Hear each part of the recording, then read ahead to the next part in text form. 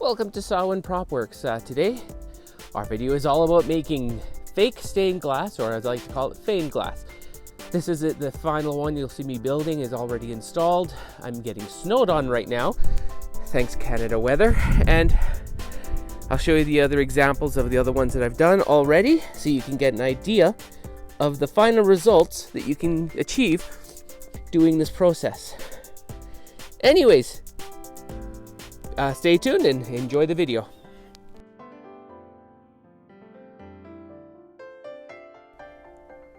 As you saw from the intro, today we're making feigned glass. It's used making fluorescent light covers for T-bar ceiling. You can buy these panels at they're 2 foot by 4 foot. You can get it at most hardware stores. I need a better way of cutting them, so if anybody knows how to cut this stuff better, then I use a bandsaw, which causes a little bit of breakout. But other than that, what we're going to do is we're going to make what looks as close to be possible as stained glass to put into your projects and the such. This stained glass looks good from the front, but don't light it too much from the back, because when you do it, the brush strokes show through and you can see that it looks a bit campy. So the first thing you're going to do is you're just going to use a heavy black marker. All I did here is I masked out this area, taped it up with Scotch tape, and then just painted this black so I have a nice border. Where this goes into, this border extends out. I just wanted to have a black frame on it. It looks really good when you do it like that. So I suggest you doing the same. Now here, I've decided to do a flower that I've done 2 of these, and the flower was on the other side. So what I'm going to do is I'm going to start with doing a flower on this side. Now stained glass, if the best way to do stained glass is go look at a whole bunch of examples online, and you'll see that stained glass ends up with a style all of its own. And it doesn't have to be perfect, but if you make it look like stained glass, you can get away with a lot in terms of how it's going to look in the end. So we're just going to be doing an easy flower.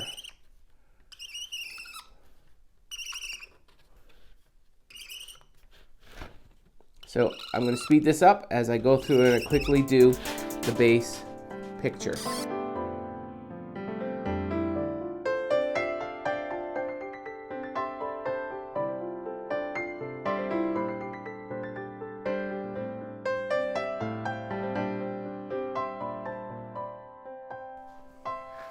Okay, so as you see, I just went through and I did a very simple design. I'm not going high end on, well, it'll look good regardless, but when you do stained glass, you got to keep it somewhat simple. And always keep in mind that you're working with, if you're making stained glass for real, you use small pieces of glass. So you never want an area to be too big, because it takes away from your believability of what you're actually seeing. So now, what's interesting is this is done with the process of pretty much doing like an old cell animation. So what we're going to do is our final side is here. So now the black is down. We're going to be painting on top of that to get exactly what we want to see here. So I like really nice bright colors when I do this. And some of the times you get paints that they're very not cooperative. So let's try a deep magenta. That is a radiant pink. Let's stay away from that one for now. I like bright colors that offset each other. Let's see this crimson. Oh, that looks pretty good. I like the texture of that paint. So this part here is pretty straightforward. I'm just going to show you one petal, then I'm going to go through and do the rest of it to show you what to go about it and some of the tricks you can use. So here, I'm going to do, you can touch the black lines. You actually really want to touch the black lines. So you'll see here, what I'm going to do is I'm going to be putting down a light coat. I'm going to take up some of that on only 1/2 of the petals. And what's really nice about this is like paint by numbers, but you don't have to be super precise. You just have to make sure you don't go over those black lines that you drew. And depending on your material as you look at it, it can be very bright and it can be very hard to see past it. So what I'm doing here is I'm just doing a very quick red coat because I want these pieces of what will be considered glass to have a two-tone look to them. And this red will be covered up by an orange or another red. I'm not sure yet. I'm going to see what I feel like when I actually get to it.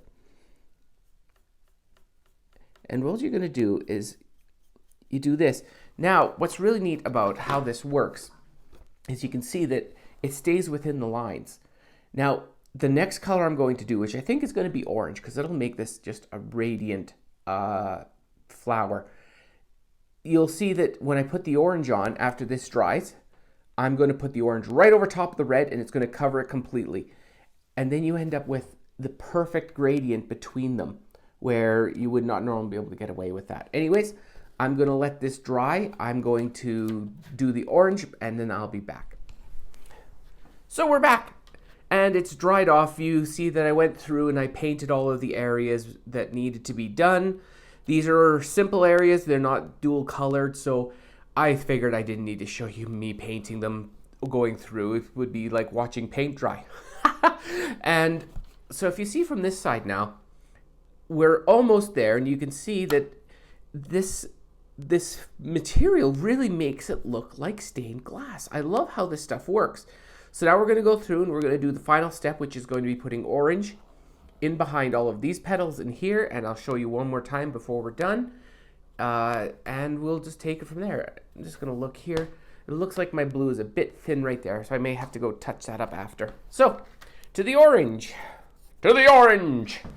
So, some of these paints really don't like to go on plastic. You can see like this orange here. It's not the happiest camper about what's going on here. And now, oops, I went into the yellow there. Well, that's okay. When I was doing this earlier, I accidentally washed my brush in my tea. Oh, that tea is strong.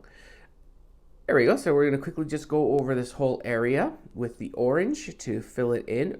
And you want to, at this point, you want to go over the red that you already put on. Because what it'll do is it just make sure you have a really good coverage of paint on that area.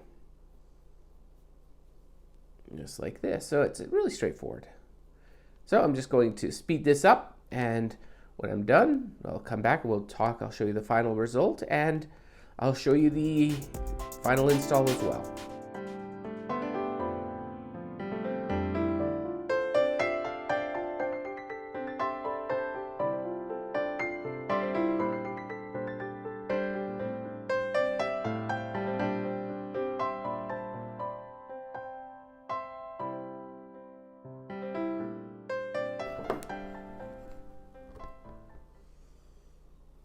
And there we go.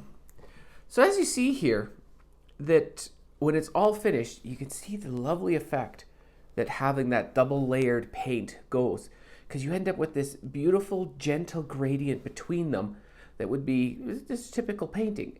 And if you look at the back here, you can't actually very easily see that red anymore. Same with the center yellow, which has got just a slight color difference on it. But that is pretty much it on the paint. It's a quick project overall, and will really add to some of your props. Like if you do a more scary design, it works great in little haunted houses and the such. Anyways, I will go install this, and you will see this at the beginning of the video, because I usually show the final result at the beginning so people know what the heck they're getting into. Anyways, thanks for tuning in. Remember to like, share, subscribe, and all that jazz. It helps me, and hope you enjoyed these videos, because I do enjoy making them. Anyways, catch you next time.